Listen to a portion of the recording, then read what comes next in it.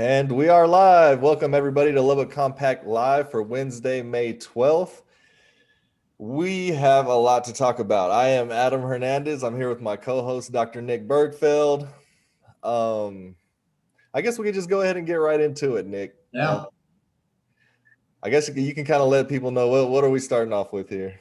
Yeah. So we just all jumped off either in person or watching the most recent Charter Review Committee meeting. And for people that haven't been following this, we've been advocating specifically on some types of modifications to our city's constitution. A charter is the city's constitution. And the big topic of discussion in this conversation was about compensation.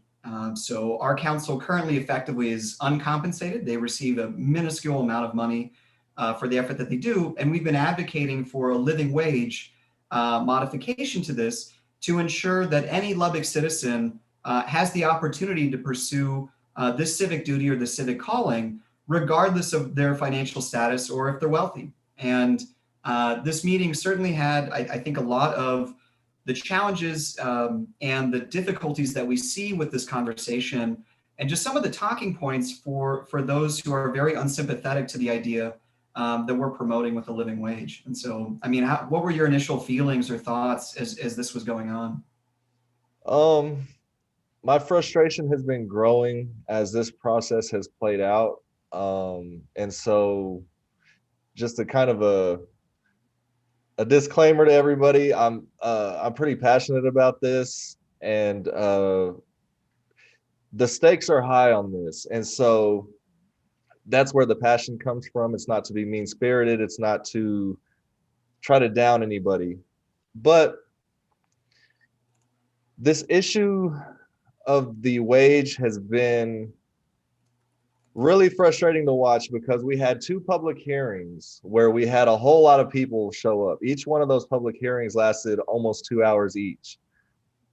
For those who don't normally go to city council meetings, that's abnormally long. That's a long time for a city council public hearing to go.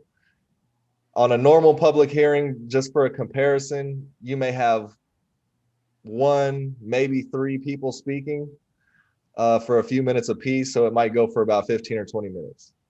And that's about it normally.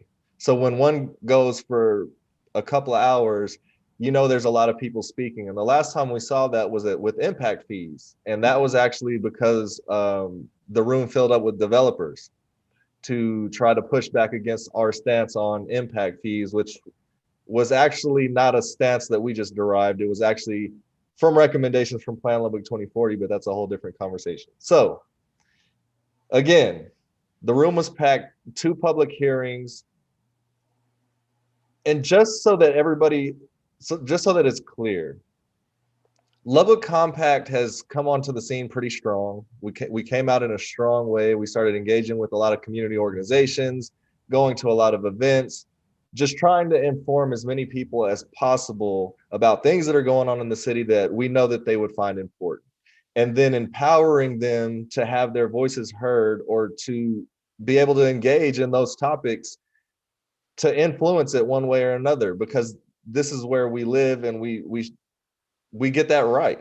That's part of our rights. And so we'll get into it later what Lubbock Compact is, but we're a community empowerment organization, is the short way to say what Lubbock Compact is. And so we stand in the gap that's between the city council and city committees, because that's where these things happen, and the communities, aka the general public, to try to make a little more sense, try to break it down in kind of plain terms, try to communicate why these things are important to people, and again, empower them to have their voices heard, and to show up on these issues. So overwhelmingly, outside of maybe 2 to 3 people through both of those processes, overwhelmingly people were for a living wage. And we did not put any of those words in anybody's mouth. Some of those people weren't even prepared to speak that day, didn't even know they were going to speak, but they got up and spoke after hearing others speak. And everybody was pretty much in agreement. They wanted a living wage. Now, if we back up, because Lubbock Compact has had a lot of we've been involved in this process about the city council pay since last year. So we've seen the whole thing unfold, and we know for a fact that the reason why this committee was created was specifically to get input from the citizens, to use the input from the citizens to guide their decisions, not what each individual committee member might feel like, right? And though we're used to this happening on committees, it's infuriating when it's happening on a committee with this much writing on it. And so basically what has gone on and where they've brought the conversation to is somewhere between $7,000 a year for city council or $15,000 a year for the mayor. That's one scenario. And then today, I think it got bumped up to, I believe it was like $9,000 a year for the city council and like $13,000 or something for the mayor. So it's around that range. And I'll just say one more thing, Nick, and I'll let you chime in here. But as far as it's all about service. So there's a couple things here, right? First and foremost, I get it. Okay, especially if you're a city council member or a former city council member like Karen Gibson, who is the loudest one with this position on the committee, that it's about service. She's very passionate because she's just passionate, is what we've heard. All right, great. If we paid these people whatever we paid them, $30,000, $60,000 a year, whatever it was. If you wanted to signal your virtue, you could donate that. There's nothing stopping you from donating your salary as a city council member. So there's something there for people who oppose taking the pay, like Karen Gibson. Great, donate it. I'm sure that whatever charities or charity that you choose, or a church or whatever that you choose to donate that to, I'm sure they'll appreciate that. And you can do it for your service, and everybody will see your virtue on display. But what about the people who are in a different position than you? Okay, what about, all right, so specifically women. Let me talk to women. That I think they'll understand this analogy. So let's say that your husband is the majority breadwinner, right? You guys have a combined income that takes care of your family, takes care of your needs. And he comes in one day from work and he says, I want to run for city council, but it would be wrong for me to do it for money. I have to do it because it's in my heart. And so I'm going to leave my job that pays me $80,000, $100,000, whatever the job pays them. I'm going to leave that job because I really have a heart to serve, but I have to do it with just my heart. And I'm going to need you to cover all the expenses for the family, for the kids, for the house, for the cars, everything we've been contributing to. I need you to handle that. And everybody will see how virtuous your husband is. And so your friends aren't going to make fun of you because you have to like live in lower means because your husband is so virtuous. Does that sound like something that would be realistic? No, it's not. So that's my riff on it, Nick. What do you got, man? I just have so many emotions about this topic because of how frustrating some of these talking points are. Where does service end? Where does the service rhetoric end? Should we not pay police officers for the service they provide, or soldiers? Or when we say thank you for your service to nurses and doctors in COVID time, is that the compensation that they should be receiving? Why is it that we have to somehow, that there's some way that service becomes quote unquote corrupted because you can survive while doing it? and I don't know where this rhetoric comes from, but these conversations that they are having are just so bizarre, where they spend the majority of these meetings debating breadcrumbs. Should we link it to the consumer? Should we link a $50 a month wage to the consumer price index so that in the future we won't have to have a charter review committee vote on this again? And it's like, what, okay, so, and then they go back and forth on the index and how much that's supposed to be. And oh, is that going to be enough? Or maybe it should be $75 a month instead of 50. And at the end of the day, it's just like, what are you debating? Like, what exactly is this? What is this symbolic number that y'all are kicking around on this?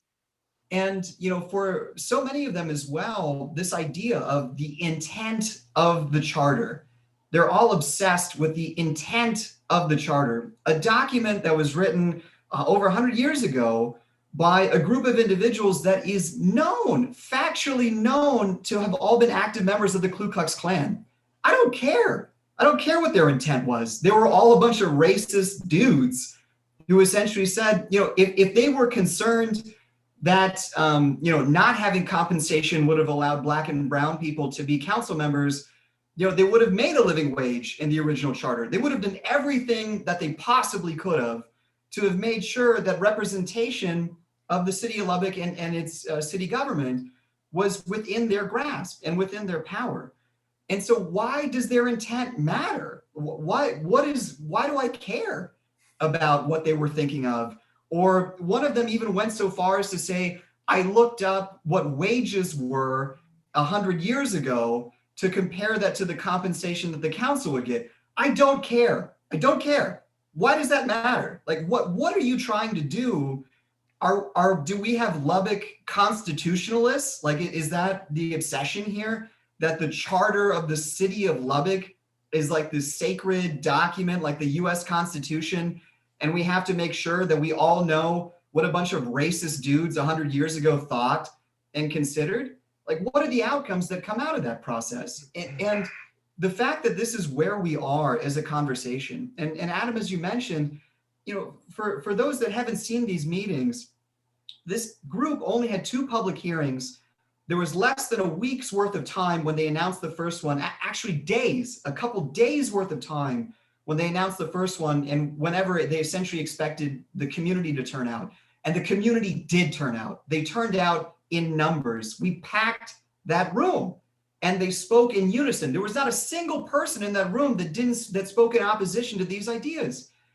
And yet somehow, even though this committee, which is supposed to be created for getting the input of its citizenry, all that they can seem to do is just continue to either disparage, invalidate, or pretend as though that the 2 public hearings that they made almost impossible for anyone to attend, and yet we still reached that bar.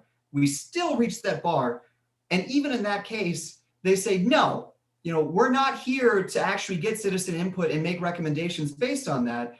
We're essentially sort of our own gods. We were appointed, and now we're going to make up our own choices, and we're going to make up our own rhetoric and make up our own talking points about service. And somehow we need to make sure that the intent of the original writers is maintained. Where? Who said that? What city member came to this committee during the public hearings and said, this is what I want? None of them did. And so where is this coming from, right? Where are these ideas coming from? Why are they holding on to these concepts? And at the end of the day, if you can't understand that not compensating these positions fairly leads to exclusion, leads to discrimination, leads to elitism within our community. And for me, the way that I think about this, when you look at the median income of the city of Lubbock, right? When you look at the wages that people make here, and when you look at the industries that people work in here, we are a working class town. We're a working class town. And why is our city council members not reflective of that? They are so out of touch within this. And these recommendations, it's just so indicative of it. It's so reflective of the council members themselves when you see this committee and the rhetoric and the comments that they make about these topics. And it just completely invalidates, 1, the charter review process, 2, what public citizen committees are supposed to be for, which is to get citizen input, and they received it and ignored it, right? Like, how many stages of this process are either corrupted, misaligned, or non-functional? It's just sort of, is this where we are? Is this where Lubbock democracy is at Yeah. this stage? And it's just, I have a hard time. I have a hard time processing this. Yeah, we have a question here from K Marie on Facebook.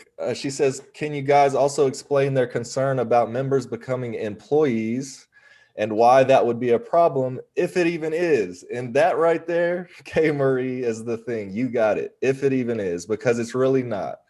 That has been really frustrating to hear, and I'm glad you brought that up. There's a few things surrounding this conversation that they had, and they kind of expanded a little more today on this whole job.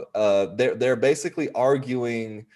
Really, it was Karen Gibson was mostly the voice saying, this is not intended to be a job. This does not need to be a job. And we wholeheartedly disagree with that position. And here is why. We want that to be a job. When you're considering these issues that impact our communities, and there's a lot of things that need to be done when it comes to Lubbock to prepare us for the future, not what life has been like before now. It's changing. The world is changing. There's a lot changing. And so I want them to be reading all the papers. I want them to be calling meetings with whoever they can so that they fully understand the issue to make the best educated decision on behalf of the citizens. Because here's the thing. We've heard that phrase a lot, on behalf of the citizens, right? A lot. And I say a lot because I've been watching these committee meetings on the federal level and some of these things on the state level, and this keeps getting brought up by a certain set of people. And that is kind of invalidated when you completely ignore what the people are saying and you just do what you want to do in the room. So there's that whole part of it. We do want it to be a job. We do want them to put their energy and time into there, because the other side of that they keep saying is, well, they just make policy. The city manager and the staff run everything day to day. Yes, but you need a city manager. I don't care what businesses it is. You need the CEO, you need the managers, you need the account managers, you need the janitors, you need everybody. So that's not unique to anything, that there's a staff that does the daily operations. Would you count on 7 people to run an entire city day-to-day operations? I don't think anybody would have that idea. We understand that there's a city staff. Another argument that came with that was, well, the mayor and the city council people can't tell a city employee anything. They can't reprimand them. They can't. Who cares? Who cares? Like this, the guy from accounting doesn't go and reprimand a janitor. Like, there's departments, there's all that. We understand all of this. These arguments that are being brought up are just silly. And I know that they think that they've really thought those out, but they don't hold water. And so getting back to what you were saying, K Marie, does it matter? Like, regardless, right now, as we speak, and for the last 100 years, they have been city employees. They get paid $25 a month for city council, $75 a month for mayor. They're getting paid by the city. By the way, when we say the city is paying for anything, that means us, taxpayers. And so that's, like you were saying, K Marie, like, if it even does matter. No, it doesn't matter, because that's been the situation. I actually got asked this question, which was unusual, because in one of the committee meetings, I got up to make the public comment that we had, and I got caught off guard, because normally committee members and city council people aren't supposed to like ask you a question or like converse with you. They're just supposed to hear your statement and then you sit down. And they actually stopped me and asked me a question, and a couple of questions, but one of the question was that, like, it was concerning that it was like, well, if we pay them a living wage, how does that separate them from the city? And I said, what do you mean separate them from the city? And he was like, well, they would be employees of the city. And so the city's technically paying them. And so like the city could tell them what to do and not the citizens. Like, who's the boss? And I said, the citizens are the boss. You know, like the citizens, regardless of what you pay them, if you pay them $1 million a year, if you pay them 1 penny a year, the citizens are the boss regardless. You still vote for them. Right, exactly. And so I'm glad you brought that up, right? And I think I kind of spoke to what Kay Marie was asking, so I hope I covered everything. If not, you can put another question in there. But yeah, so let's go back to that real quick, Nick, and I'll let you talk a little bit more about this. You have a lot of experience with this, but that part of the conversation is where, when I'm out and engaging the public, and especially like different groups, organizations, some of this stuff that people are bringing up is on us, the citizens, because we have to understand there's two parts to this that are going to make it work for us, and for us to really make changes that everybody wants to see, everybody needs. You have the side of the local government, city manager, city staff, city council, all these people, right? You have that element of it. The other element of it is us. What's been going on for so long is we go and vote when it's time to vote for pretty much just for the mayor or the president, if we're being honest. That's an issue, because you go participate once in a while, and then we just think it's supposed to autopilot and everything's just supposed to happen how we think it's going to happen. Nobody's minding the store, and so they do whatever they want, and then we don't get involved until something really goes wrong, and then we're frustrated when we're getting up there, instead of really taking the initiative throughout the year, every year, to engage in these situations, to at least watch, so you at least know what decisions are being made on your behalf. But if you're sitting there and watching, you're going to say something. You're going to want to say something. So anyway, a lot of that stuff is on us. And so, Nick, what do you want to speak to anything about that?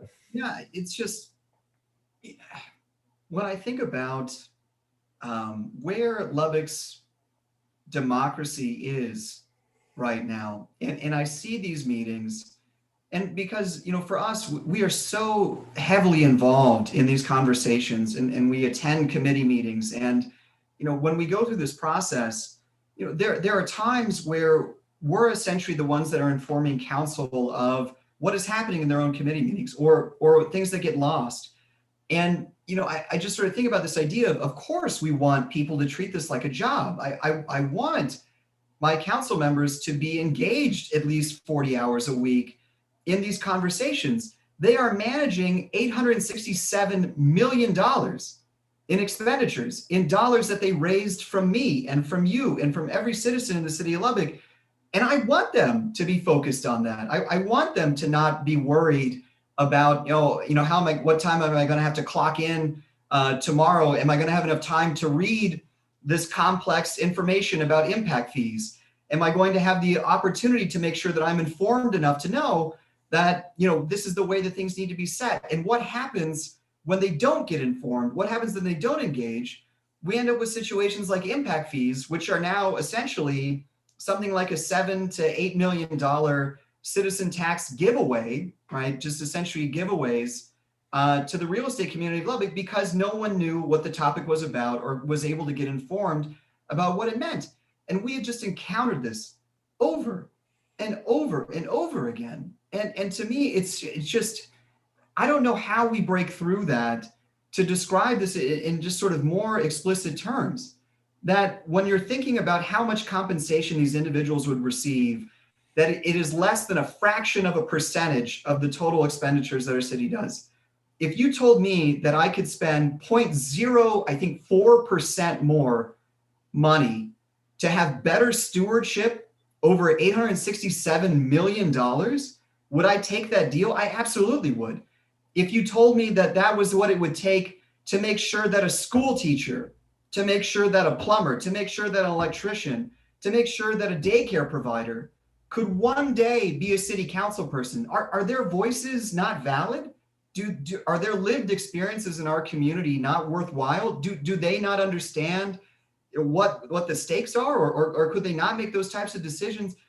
Yeah, it's just every sort of aspect of the things that we do has led to this moment in recognizing that if we don't push for inclusion when it comes to representation on the council, we're not going to have change in the city, because people, the leadership of the city is so out of touch with what is legitimately happening in their community that we're just simply trapped in this, and we get stuck, and nothing changes while the city degrades, while poverty increases, while our median income stagnates.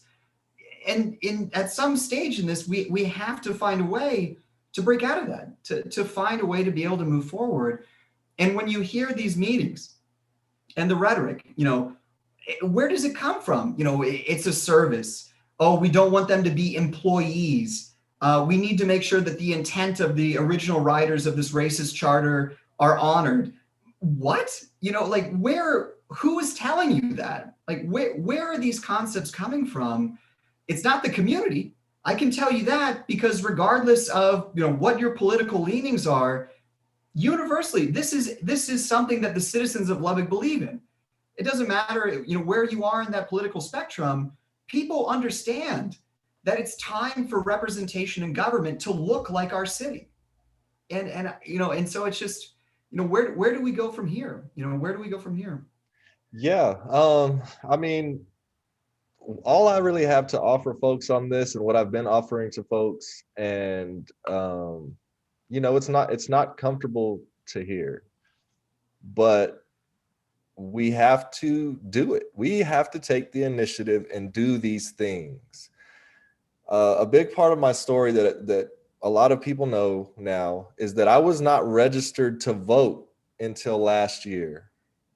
For those of you who know about the coffee with the mayor situation, the famous line, "I'm going to use my vote and my voice to get you out of office." I was not registered to vote when I told him that. I knew I was going to get registered then, but I was not registered. I wasn't registered to vote. So I get it. I get it. I didn't even know what our mayor looked like until the day before that happened. I didn't know what his name was. The last mayor I remember seeing was it Tom Martin? Is that his name? Yeah, it's Tom Martin was the last mayor I remember seeing on TV or anything. I don't know who was in between him and Pope, because I wasn't paying attention. I get it. I've been on I've looked at things from all the different angles that we hear that pop up, the common themes that pop up. I've seen things from all those different angles. So I get it. I've been that guy to tell people, oh, they're just going to do what they want to do. There's nothing we can do. And that right there is it's almost offensive to me when I hear somebody say there's nothing we can do, because I don't have that mentality, and it's not to try to sound high and mighty or anything. I just don't. And maybe one day we'll get into my story, but a lot of my story has been, if I would have thought that, I wouldn't be sitting in front of you here today, because I would have gave up a really long time ago. So I just don't have that mentality, and I don't understand it. It's actually almost offensive to me when I hear somebody say that. Because why it's offensive to me is because I know it takes me back to a time in my life when I did have that mentality, that nothing mattered, and all of these kind of things, and just checking out and just wanting to get by, and it was not good. And I don't want that for me. I definitely don't want that for our communities. We've done it for way too long. We've sat out for way too long, if we're being honest. People turn out for the mayor vote, and people turn out for the president vote. There's a whole lot of different votes in between there. And if we don't pay attention to these things, because they affect our lives, they affect our children's lives, they're the reason why so many things that we complain about are there in the first place. And the more that you get engaged and the more you follow along, the more you can kind of start to see that. I'm not a political science major. I have never done this in my life. All I did was come in and take it in, listen, watch, make comments when I needed to say something or the compact needed to say something. And I've learned quite a lot. I mean, you'll pick it up pretty quick, but we have to start making this our culture to worry about these things and to get involved in these things. So that's my soapbox. I guess I'll step down. We can go into our topic for today. Oh, good rant. So, Nick, what are we discussing for the people today? So this was, we wanted to do a little bit of a wrap up and just talk about, what is the organization about? What are some of the victories? Some of the efforts that it's been involved in, and then just going forward, where do we go from here, right? Whether it be charter reform or what are the issues to really push forward on. And so, I think you mentioned the coffee with the mayor, and to me, that I think that's sort of a good place to start, because that is sort of where everything began, was during the summer protest movement. And in those beginnings, there was, everyone came together with an understanding that things needed to change, but how that was going to work and what that process was, sort of led to the Lubbock Compact. And and Adam, just from your perspective in that process, just some thoughts and as you reflect on that now. Yeah. Hold on. We do have K. Marie says, I know there are no more public comments for the charter at the committee level, but is there any other opportunities for the public to comment when the recommendations are presented to the council? Yes, K. Marie, I believe they are. I didn't catch it. They said it really quick in the last committee meeting when they were kind of setting up these other meetings. And I don't remember what the city secretary said, but I do remember her hearing or saying that there would be a public hearing at some time. But I don't know if that's when the committee makes their vote, which is probably going to be on the 24th of this month when they vote on their recommendations, or if she meant on June 8th when they present this to the council. So we don't exactly know, but there will be at least one other, if I'm not mistaken. Yeah, so actually, sometimes how this works is that first, the Charter Review Committee will come to the council on that June date in the working council session. So that's the earlier one. They would give a presentation of the recommendations to the council and answer questions to the council during that period in time. Then the council would also have them set to be part of the city council meeting agenda. And they oftentimes will vote on that same day based on the recommendations of the committee that has presented the information to them. So there's a good likelihood that on, is it June 6th? Is that what you said, Adam? June 8th.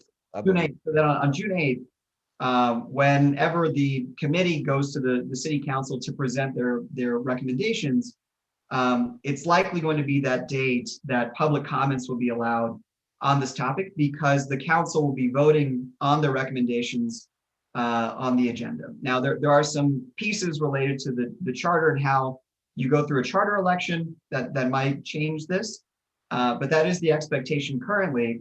When we have the city calendar out and the meetings lists are sort of finalized and we see the agenda, we'll have a better sense, and we'll definitely get the word out about what that will look like. Yeah, and she had just one more thing, which is there a backlog of videos we can access if we are not able to watch the meetings live? There is. The problem with that is that they don't always post everything, but some of the stuff is on there. Eric, it's on the city website. If you can track that down and maybe put it in the comments. Yeah. Now that it's not 100% reliable. Yeah. And one of the challenges is that sometimes the working council sessions are not included in those. The city does, if you type in City of Lubbock on demand video into Google, you'll find, oh, good, okay, yeah. And if you type those in, you will find the city's website for this. And it is nice because they do allow you to click through different agenda items and jump to the video at that specific point, which does make it a bit easier. But yeah, no, the process could be there. Yeah, somebody, Eric just posted that, the link on there. And so, yeah, that's the easiest way to go back and to be able to watch these. And I would say definitely check out the public hearings if you want to plug into this topic and you want to see the passion in the community. And again, people they turned out for these meetings, and to see how this process has invalidated those public comments is just so discouraging on that. So, but yeah, those are the ways that you can access these videos. Yeah. So good questions, great questions. And then also just a real quick reminder before I get into today's topic, you can donate at lubbockcompact.com/donate. And again, we are a community empowerment organization. And so what your donations would be going to would be into all the things like producing this show or our advocacy work. And so what that involves is things like this show. There's also other costs that come with that when it comes to trying to engage with the public and inform the public and things of that nature. So if you want to support the work we do here at Lubbock Compact, again, you can go to lubbockcompact.com/donate. You can also volunteer if you'd like to volunteer. There's all sorts of things going on that we would love some help with. And so you can go to lubbockcompact.com/volunteer for that. And so, yeah, so back to the coffee with the mayor last June. Was it June? Hmm. Yes. Last June. So I had read the Lubbock Disparity Report. I didn't get to read it immediately when I first saw it posted in the Laser Facebook group back in last summer. I didn't even know who you were at all. I didn't know who had prepared this report, and I was like, you know, is it the person who posted it or was it somebody else? And so I just kind of like looked at the like first few sentences of what it was saying, and I automatically knew what it was about. I didn't, you know, so I was like, yeah, I'm gonna come back to this. And that was like around the weekend time. And then it was that Tuesday when I actually got to go print it out and I read it. And that's when I Googled who the mayor was to see who he was.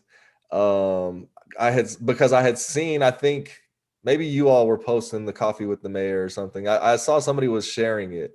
And so that's how I knew about that, but I didn't know who he was. And so I Googled him just to see who it was. And I was like, okay, I'm going to go ask some questions. And so I went up there.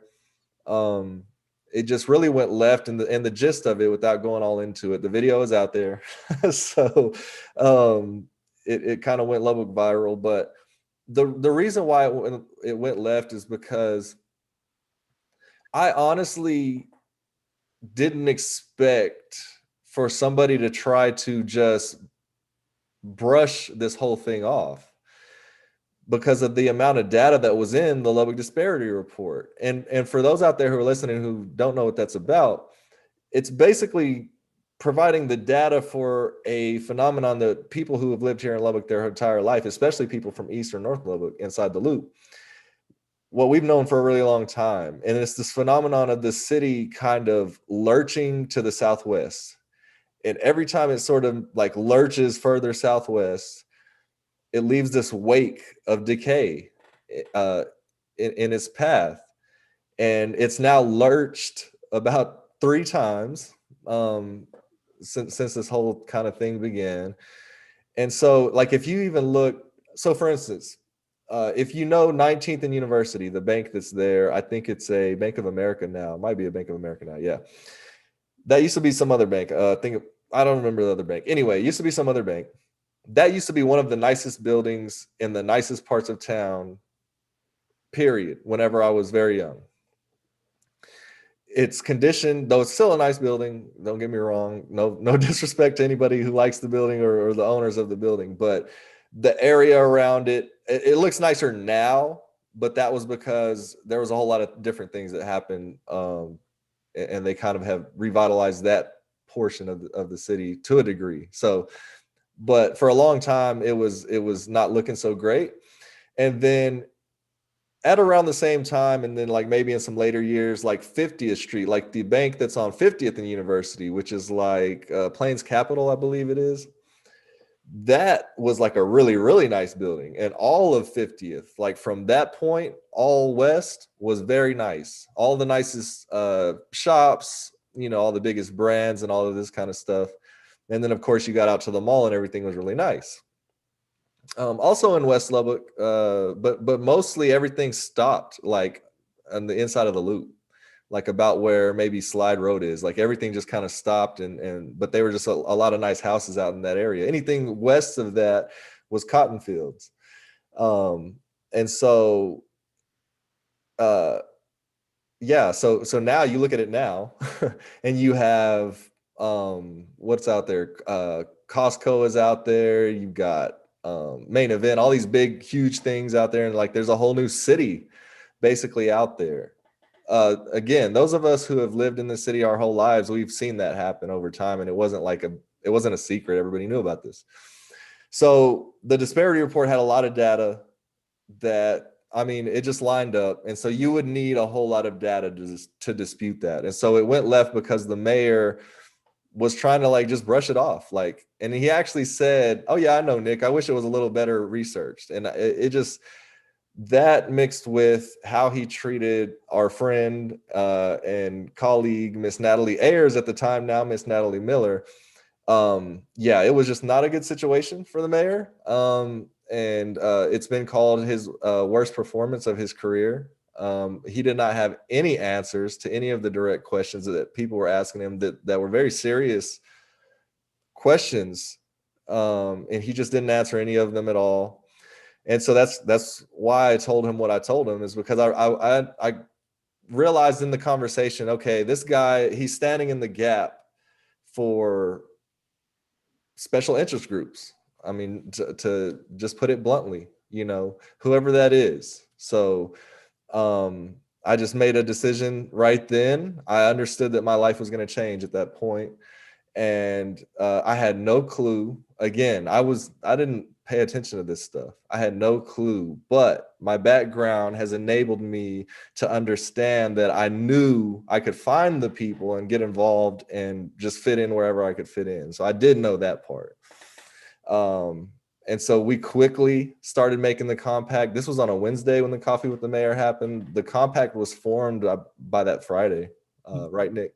No. And I'll kick it off to you, because I was kind of caught up in, the whirlwind of everything going on. I know you were more closely tied to the formation, like the inside of the star, if you will, that was forming. So I'll let you kind of tell that side of the story of how that all started to come to be. Yeah, and it's just, when thinking about it, and I hope that this summer that we have the same level of energy and activism that we did last summer, and that we have individuals turning out, advocating on these similar issues, because we have to understand that whenever everyone was coming together, this was the summer protest movement across the United States, and the visibility for anti-racist advocacy, really the profile that had been raised to such a large degree.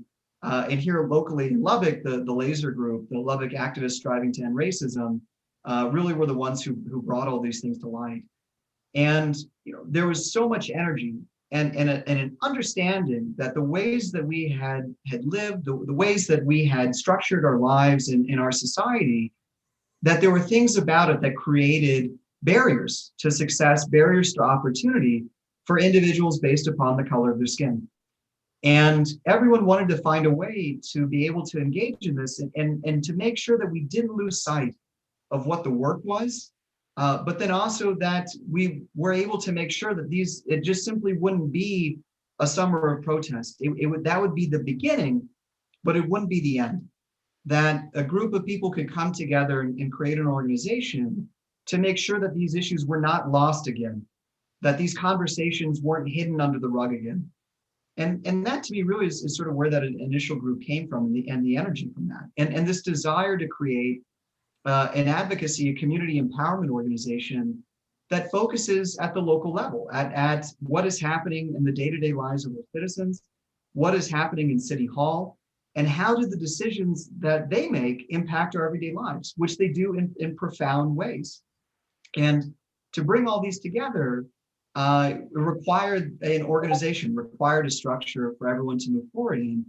And that what became the genesis of it. And, I think in some ways, immediately getting involved in this very difficult topic of impact fees. I think there were some pros and cons of that from sort of starting out in that way because it was so technical. And Adam, I'm just kind of curious. You were one of the early founders, and this was sort of a topic that just almost immediately came up once we started these conversations. Yeah, I'm curious. How you think about that impact fee journey is sort of the first policy advocacy that the organization did. Yeah, it was really interesting for me because yeah, it was a tough one right out the gate. I mean, because it was just the thing at the time that was part of this whole plan, which of course is the Plan Lubbock 2040, um, that we're kind of advocating for, right? So for the listeners out there that may not be familiar, Plan Lubbock 2040 is Lubbock's land use plan. So cities make a land use plan every few decades or so. And it's supposed to kind of guide or direct the use of land for those next 30 or 40 years or whatever. So we have Plan Lubbock 2040 is our current land use plan. This was adopted unanimously by this council that's sitting right now back in 2018. And so that was a big part of what was in the disparity report because I didn't know anything about this. And so I kind of had it in my mind. Okay, I was armed with knowing the fact that I could find the right people. I could connect the right people to make certain things happen. But I also had the direction because of the information that was in the disparity report as far as like what to target, what to kind of try to address. And impact fees were just happening at that time at the city. You can't really control the time frames of when they decide to put these things on the agenda and work through them. And it was kind of already underway because the SEAC committee, who was overseeing the impact fee structure recommendations, had already kind of been having meetings. And so we kind of jumped in the process of those meetings. And those were the first things that we started organizing people around and trying to get people mobilized to make comments. We actually had 65 comments in one of those SEAC committee meetings. And I want to say it went on for like 3 hours or something. And their meetings were usually like about 20 or 30 minutes long.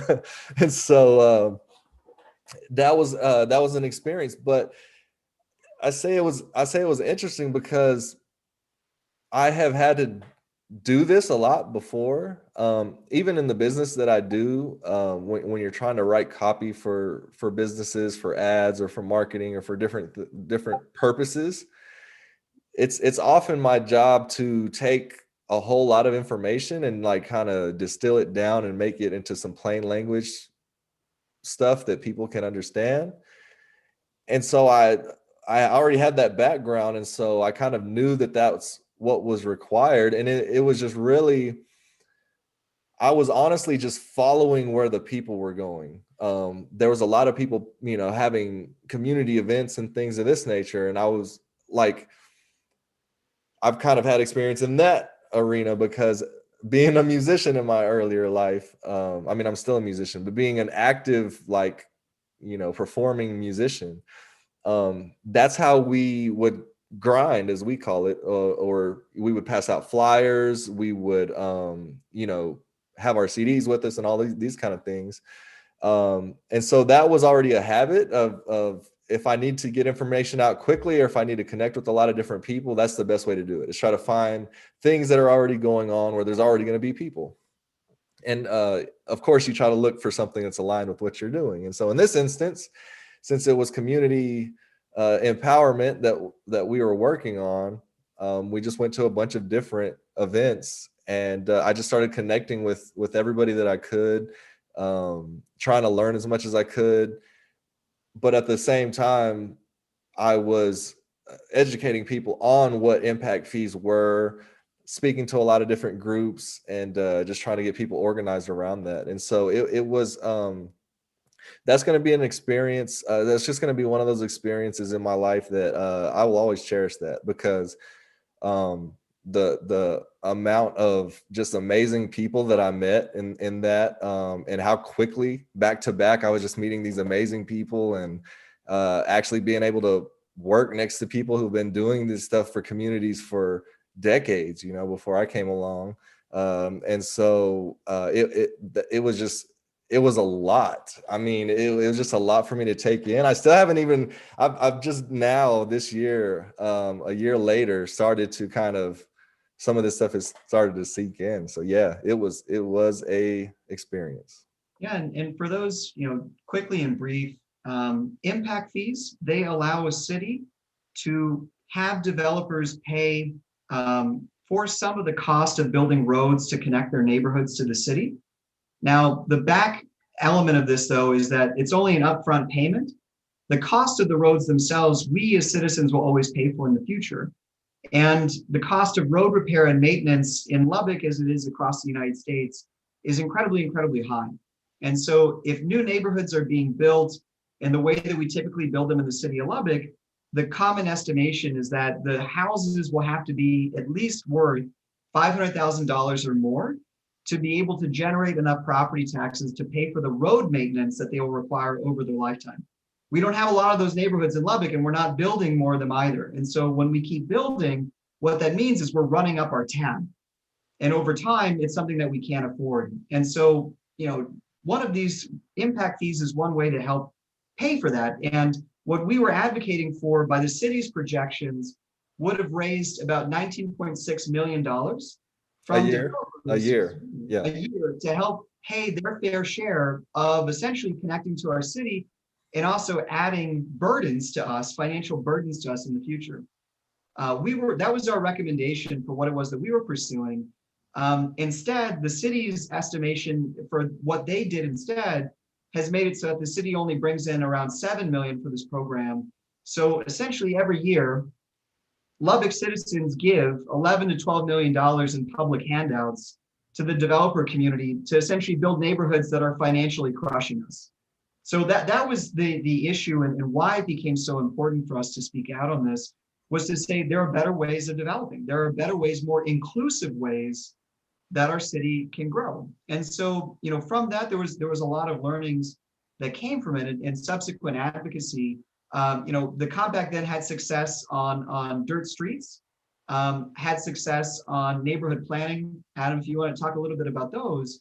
And then I want to talk, on this last part about, now the compact has been around for a year, and so it's becoming more sustainable. What are the things that you think the compact needs to do to be that sustainable advocate for the community over time? Where does it need to go is where I'd like this conversation to end. Yeah, so we've been doing a lot of structure work as far as within the organization, just trying to get our ship as tight as possible. I think that's the key element to me in my mind as far as what we needed to do, and we as a group understood that and got that done. And so that's in place. I think perseverance is going to be the thing. Dedication, commitment, whatever you want to call it. Basically that we need to be in the mind frame that we're gonna have to do this forever. And if you look at it, that's what's been happening anyway. It's just one side has been showing up forever, and we show up every now and then. And that's what's been happening. So we also need to show up forever, right? I'm totally cool with everybody putting in their input in, but when there's demonstrable scientific evidence that can guide a decision, I'd rather that than what you feel like. So that's the approach that Lubbock Compact takes. And so I think that with all of that, I think we have what we need. We just have to keep showing up. That's a big phrase that I use a lot of times with different teams that I've helped build and that I've been on. That's it, right? It sounds boring, but if you just get that in your head right away, like we just got to show up every day. Every day you're not going to have a spectacular, glorious moment.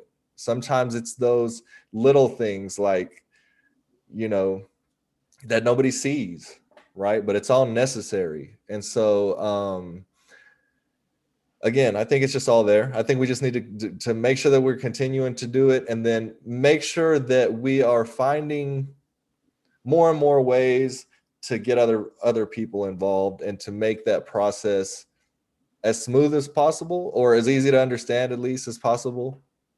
And again, I think that we do that well. We just got to keep doing it.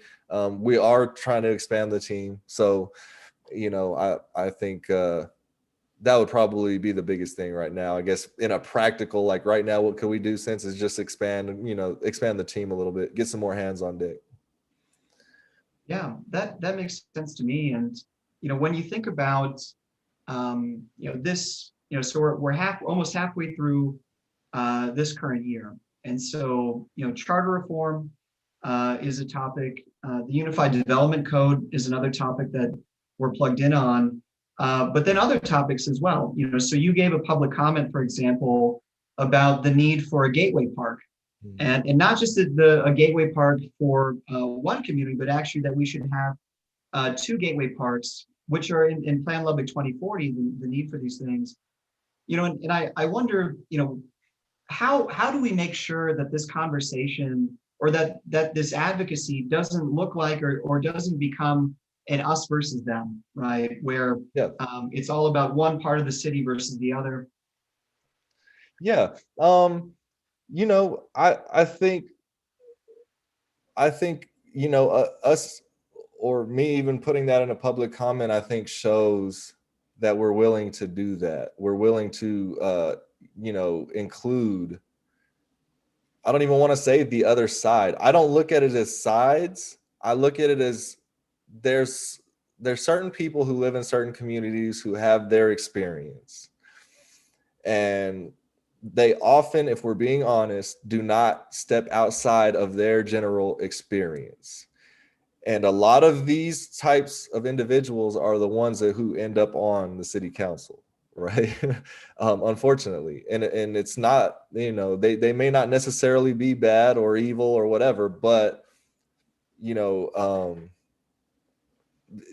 if they don't step out of that experience, they just don't, right? So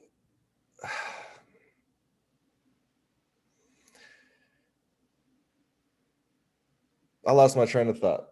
Bring me back, Nick. Yeah, no, it's how do we make sure that inclusion, right? I think one comment.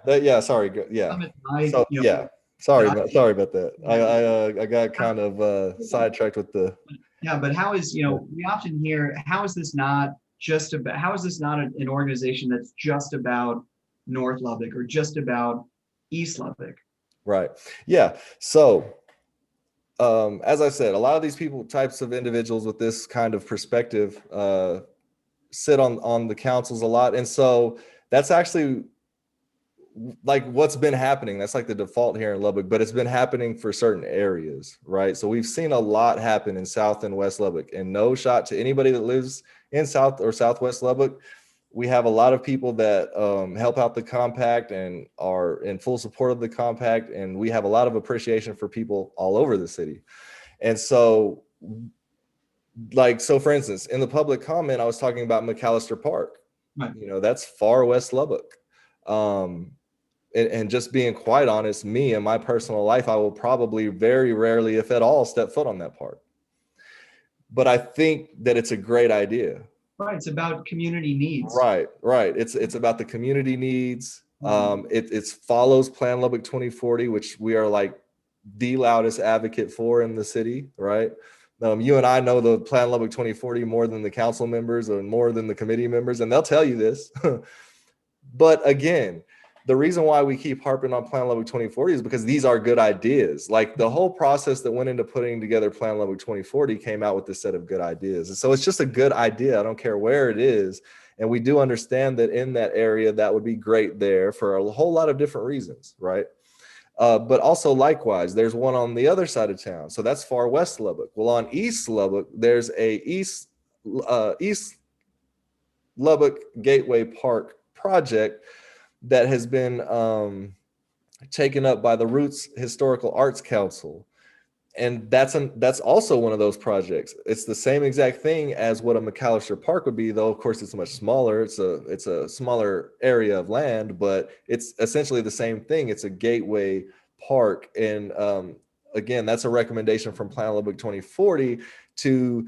So when people are coming into, like, imagine if you're driving into a community, like Lake Ridge is a good example of this, right? If you the original Lake Ridge, and even the newer ones, but most people that have been here for a while remember the original Lake Ridge. But that sign that's there, and it's when you're passing, that's Lake Ridge. So that's the idea here. It's to give the community identity and just make it look good. And so again, we're not opposed to doing things on the Southwest, and actually we have been advocating via Josh, who's our coordinator for Garden City, the Garden City initiative. He was the one pointing out that the area with the most problem with the park situation in terms of like how far it is to walk to a park, or how many people are around walking distance to a park, the south and southwest of Lubbock, or the west and southwest of Lubbock, are actually the worst areas in the city. And so we have pointed that out. Yeah. So it's I think that's just what we got to do. We just got to keep, make sure that, which I don't think anybody in this organization feels that way. I haven't come across it to where they think we only need to do it for this or that. I haven't heard that at any point in time, because we could probably have a 3-hour show and talk about Central Lubbock and East Lubbock and North Lubbock and even South Lubbock inside the loop, or West Lubbock inside the loop, right? Like there's all sorts of conversations we can have. Our big thing before we close out here is we just want to empower everybody to be involved in the conversation, right? And we would love to help your community, regardless of where it is, advocate for anything that you may feel is important. And so the note we'll end on is neighborhood associations are going to be absolutely critical in this. So if you don't have one, maybe you could consider getting together with some of the people in the neighborhood and starting one. If you do have one that's not very active, maybe y'all start it up again. I know that a lot of them in East, North, and Central Lubbock are active. I've met with many of them and going to be meeting with more in Central Lubbock. And so, that's going to be a big key to this, and just staying engaged. No matter where you live at. And if there's an issue that you think that Lubbock Compact can help you with, as far as any of the kind of things that we deal with, certain things we just don't necessarily deal with as an organization. But if it's anything that we kind of talk about, feel free to reach out to us, and we're always available to share anything about any kind of events you may be having, or try to even show up and stand in solidarity with you on something, or make public comments, or whatever, what have you. So with that, Dr. Nick, we can cut the show off. And so just to remind everybody, you can donate if you want to support the work of Lubbock Compact. You can go to lubbockcompact.com/donate. If you would like to volunteer for Lubbock Compact, we would be happy to have you. You can go to lubbockcompact.com/volunteer. And don't forget to follow us on Facebook and Instagram, and also subscribe to our YouTube channel, like our videos, maybe leave us a comment if you want to help us out. And that's all we got. Good night, everybody.